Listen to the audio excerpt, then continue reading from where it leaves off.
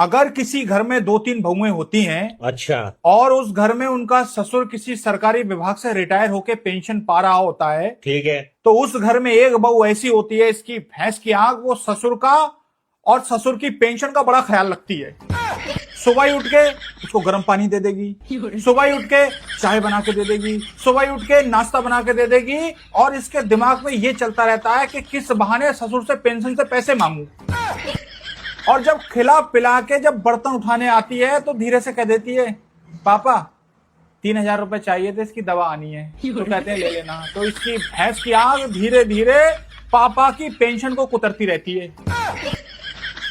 अगर मोहल्ले के अंदर कोई क्लिनिक होता है और इसकी वही वाली बहू जो चालाक होती है वो अपनी दवा लेने जाती है, तो डॉक्टर से कहती है कि दवा लिख लेना, इसके दादू आएंगे वो दे जाएंगे पैसे। और इसी बीच अगर दादू को खांसी हो जाए तो दादू खांसी का सिरप लेने जाता है उस क्लिनिक पे, और सिरप होता है 100 रुपए का।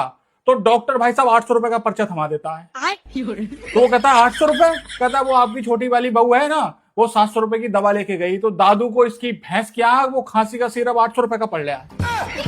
घर के अंदर गेहूं पिसाई के पैसे देने हैं, सिलेंडर के पैसे देने हैं, प्लम्बर के पैसे देने हैं, सफाई वाले के पैसे देने हैं, तो भाई साहब सीधा पापा से मांगेगी, पापा 400 रुपए दे दियो, पापा 300 रुपए दे दियो, इसके देना है। और ये जो पापा होता है ना, बच्चों का दादू, ये जहां सोता होता है ना, तो उस बिस्तर के नीचे या तकिए के नीचे भाई साहब ये कुछ 1,000-2,000 रुपए टूटे हुए जरूर रखता है। बात तो सही है। तो ये इसकी बहू, इसकी भैंस की आंख उस पैसों की ना भाई साहब धज्जियां उड़ा देती है।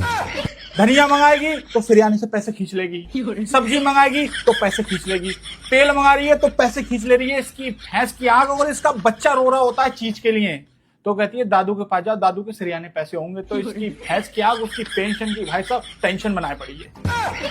और अगर इसकी नंद अपनी ससुराल से मेहमानी खाने वगैरह आ जाती है, तो इसकी भैंस की आंख, ये वाली बहू उस नंद पे इतना ध्यान रखती है कहीं ऐसा ना हो कि बच्चों के दादू बच्चों की बुआ को कुछ सरका ना दें।